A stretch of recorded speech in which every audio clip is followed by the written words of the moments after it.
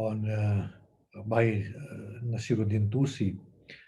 The first section dealt or deals with motion towards God. In that, there are six sections when we come to the final section, and that is of sincerity. Let us begin with citing a prophetic hadith or attributed to the Blessed Prophet, in which the Blessed Prophet says that worshippers, of course, I'm going to paraphrase, the worshippers have been deceived or shortchanged, except for the learned amongst them, the scholars. The scholars have been deceived, except for the God conscious amongst them. The pious have been deceived, the God conscious have been deceived, except for the fearful amongst them. The fearful have been deceived, except for those bearing surety amongst them.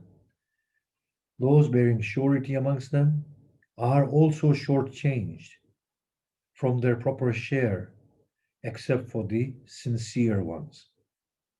The sincere ones are the ones that get the fullness of the light and the reward in their service and duty to God.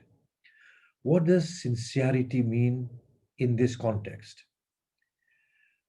The ulama defined sincerity as separation of something from anything that is an admixture or anything that tarnishes it. So anything at the core of it which does not constitute the light of God means to be, needs to be abstained from, removed from the soul, and we need to direct ourselves beyond it. Now, that is very general understanding of sincerity. For further elucidation, they say anything that is separable at death needs to be removed from the soul as a motivation towards God in its want of finding God. So it becomes a bit more easier that going towards God for the motivation of gaining wealth is inconsistent with sincerity, or for the sake of health, prestige, children. These are things that are inconsistent with sincerity and therefore will not give us our share of God in a way that we are worthy of and we deserve. But going beyond that, even the fear of hell that motivates us in the devotion of God becomes an obstacle within and inconsistent with sincerity. Going beyond that, even seeking paradise is inconsistent with sincerity. And going beyond that, my want of being in close proximity of my God again is inconsistent with sincerity. All of these things are seen as aspects of association with God. And that is the biggest obstacle from reaching God. And sincerity means to go beyond association with God. Now, what is this association, you might ask? In this journey, we are talking about the emergence of the light of God from the depths of our souls. Our souls are a reflection of God. Their light has been veiled by our embodied state in existence. With an embodied state of existence comes the properties of the body, wanting life, wanting wealth, wanting control, wanting prestige. The ego takes birth and the I-ness takes birth. That is the point of shirk. There has never been a God beside God. The other God has always been the individual, what I want. So, therefore, if I want, through the worship of God, wealth, then that is me including my own want to emerge through devotion of God as opposed to allowing God to emerge through His service. Wanting well being, wanting ease. How beautifully Hussein has said, "O Allah, allow me not to complain at what you have destined. Allow me to embrace it wholesomely. For as soon as I complain, I see the emergence of the other God, and it is inconsistent with devotion to you." If we go into it in this way, we find that the light of God cannot emerge until there is any shred of me within me. And in my directedness to God, if there is any part of other than God, then that direction is impeded and it's not a proper direction. The hadith says the person who sinceres himself for 40 days, wisdom flows from that person's heart upon that person's tongue. Obviously, when you see me speaking so eloquently, you know wisdom is flowing. Therefore, I can see some smiles there. Thank you. It is a natural process that the truth is already there. What impedes this truth are the layers of me, myself, that then do not allow this truth to manifest. What they do is they color it in the light of ego. It's amazing, but the same is the case with dreams. The reason why we don't see clear dreams is because we are bombarded with the impressions of the body and the bodily due to our want and like and love for them, due to the prevalence of the ego. The heart, as a receptor, does not receive the communications of the divine accurately. So, therefore, we see dreams through our own points of references. And then we need somebody to interpret them, or they're very obscure. That is only because the receptor, which is the heart, which holds all secrets inside it, is unable to communicate. But once ego is removed, the wrappings have been removed from the heart, it is fine tuned. It receives the beauty of God and it manifests it naturally. Rumi said once, he said, all the learning that you do through rot and memorization becomes arduous upon you. For you have to constantly learn and remind yourself of what you have learned. He said, this is you trying to invite the river from outside you to be occupied inside you, which is an impossible task because you do not have the capacity. Instead, he says, why don't you cleanse the heart of other than God and allow the unending oceans from within to flow outward?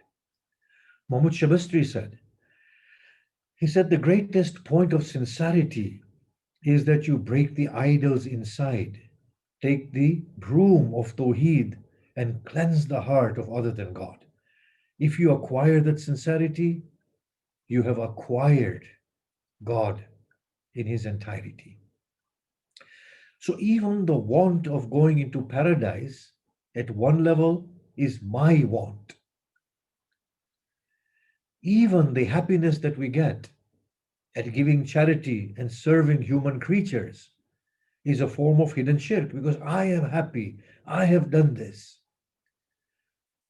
The attitude should be one of Imam Hussein that when he gave, he was humbled and he said, "Oh Allah, I thank you for allowing me to give what was yours to those who were your family."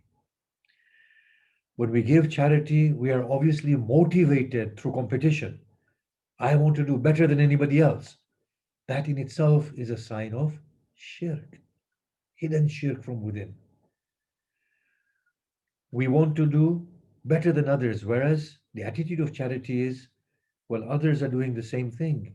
Let me assist them to do their work, as opposed to having my name there and letting people acknowledge what I have done. Oh Allah, it is yours.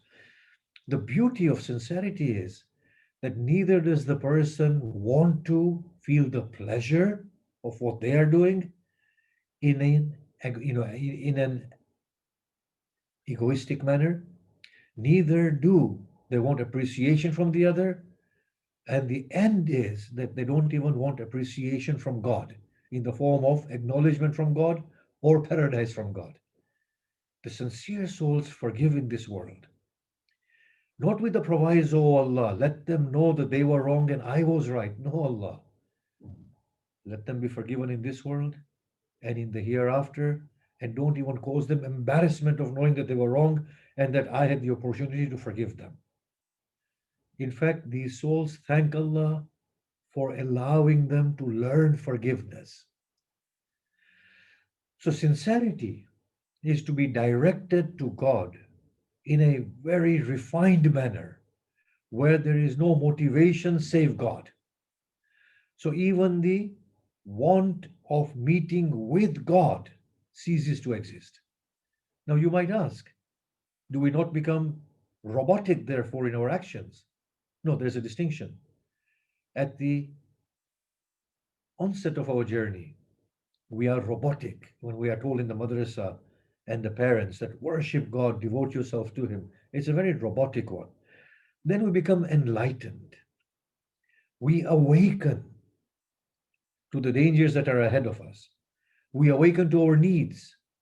We have this want to become as magnificent as God, but we translate that in egoistic and bodily terms. So then we devote ourselves to God for the attainment of prestige, for the attainment of paradise.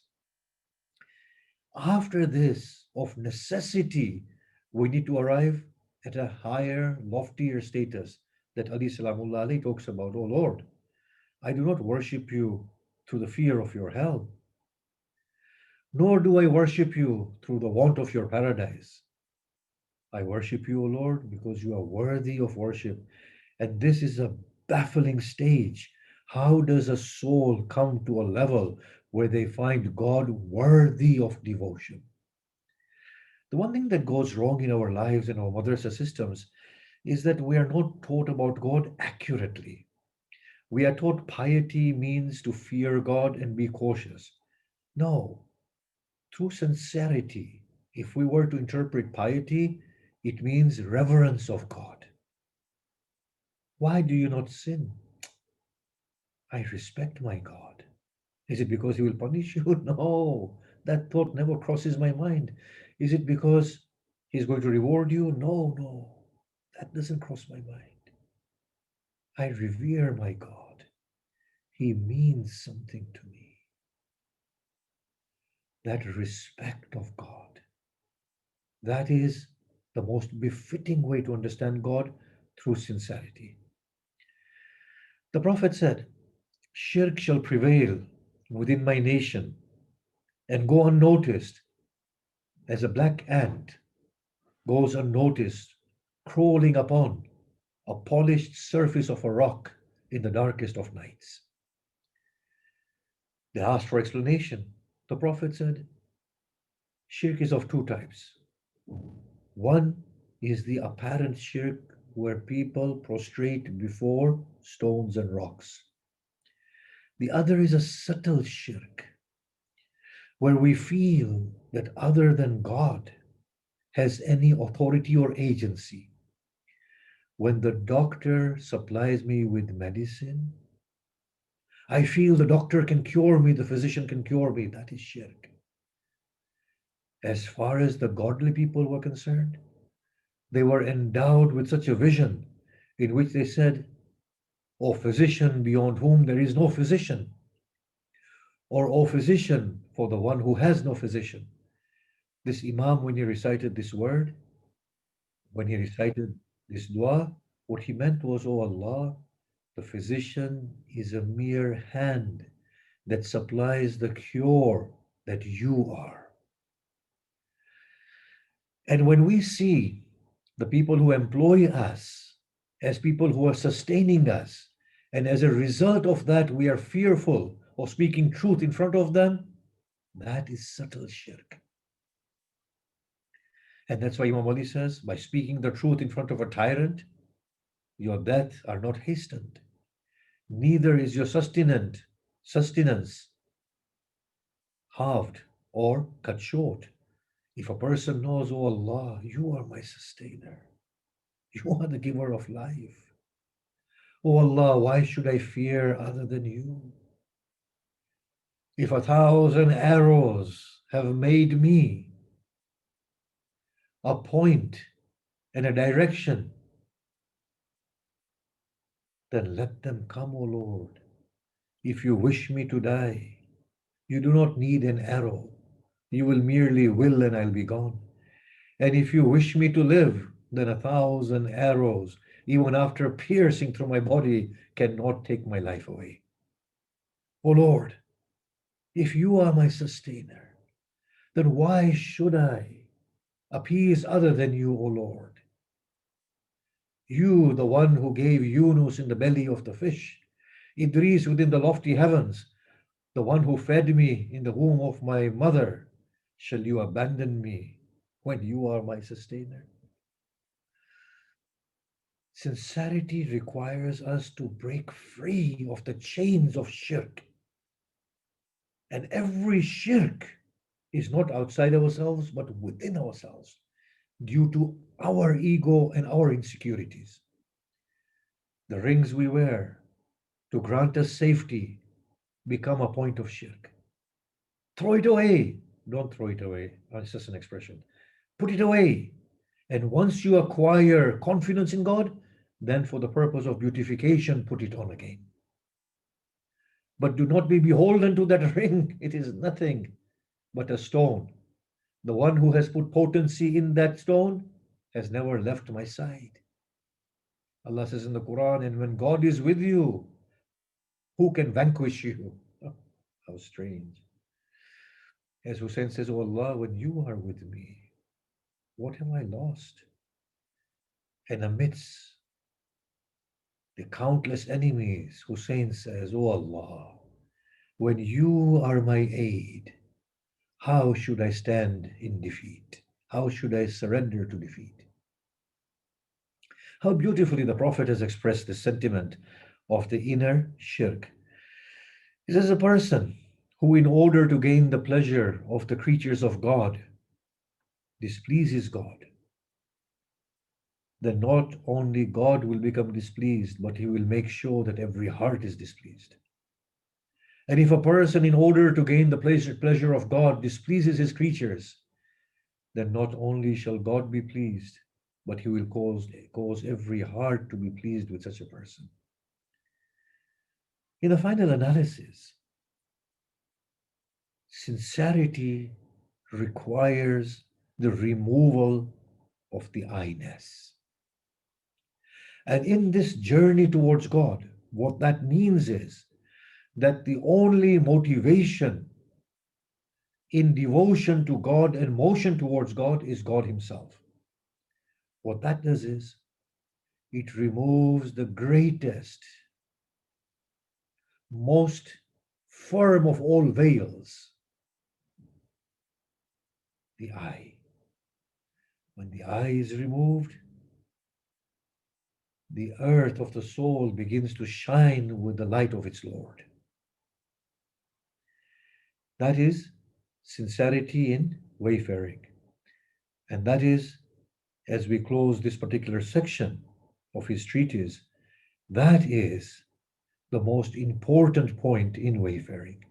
Until and unless there is sincerity in there, that everything is done strictly for God, not a shred of I, not even, "Oh Lord, give me your pleasure, dispel your displeasure." "Oh Lord, no, whatever you decide, you decide. I am not going to ask." And if that wholesome surrender comes to God, then indeed the journey is well on its way. Wassalamu alaikum wa rahmatullahi wa barakatuh.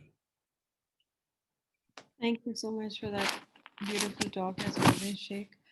Now I'm going to open the floor to questions. Shakila, Auntie, I see your hand up. I will ask you to unmute yourself. Yeah, go ahead. Assalamu alaikum, Shaykh. You have confused me a lot. I'd like to clear myself that Yes. when you say that should not have want, I mean, how is it possible that being human, we do have wants? And Mhm. if Allah says, come to me, ask me, then we will ask Him. Yes. But if we don't have any wants, how do we remove these wants? Yes. I mean, True. so uh, and I don't know how to understand this.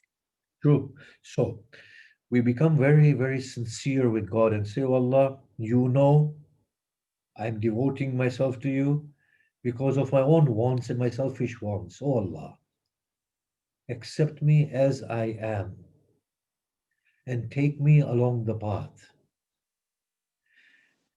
He will gradually take us. Then there will come a time when the destiny of God comes to us. We will say, oh Allah, today I will no longer fight with your